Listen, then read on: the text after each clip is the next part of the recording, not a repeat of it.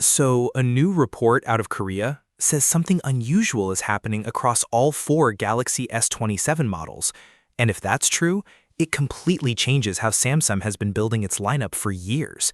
But that's not even the most interesting shift this time. Let's get into it. So, this starts with a new S27 Pro, which is basically an Ultra without the S Pen. And that's where Samsung usually stops giving Ultra-level features to anything below the Ultra. But not this time. According to the latest reports out of Korea, all four S27 models are getting the privacy display. Now, Samsung launched the privacy display this year, and it was one of the most talked about features of the whole generation. Samsung has also made it clear they're not planning to sell that panel to anyone else anytime soon. And that matters, because Xiaomi, Huawei, and Oppo are all racing to build their own version of it. According to Sigma Intel research, privacy screens are expected to jump from basically nothing to around 29 million phones by the end of 2027. This makes the idea of it reaching all four models feel a bit too generous for Samsung. Samsung tries to lock the whole category for itself before anyone else ships anything. But here's where I stopped believing it. Samsung added an anti-reflective coating on the S24 Ultra 2 years ago, and the non-Ultra models still don't have it. That's the kind of gap that usually stays between the Ultra and everything below it. So Samsung suddenly hands its most exclusive screen tech to the base model too? Samsung doesn't usually play it that way.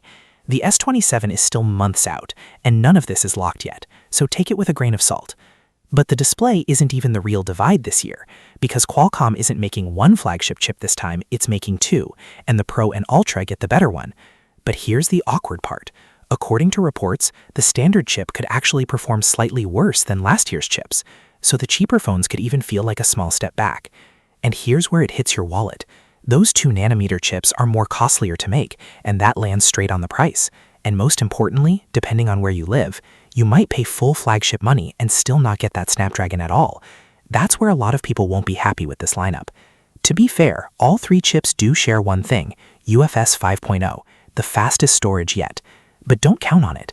The S26 series chips supported faster storage last year too, and Samsung shipped the slower kind anyway. And that's really the whole story of the S27 series this year. Samsung is quietly turning it into two different tiers of phones.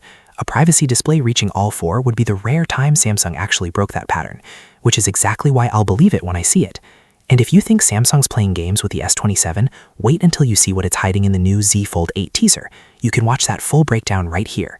We want you to stay with us by subscribing and share your valuable feedback through comments. See you in the next video.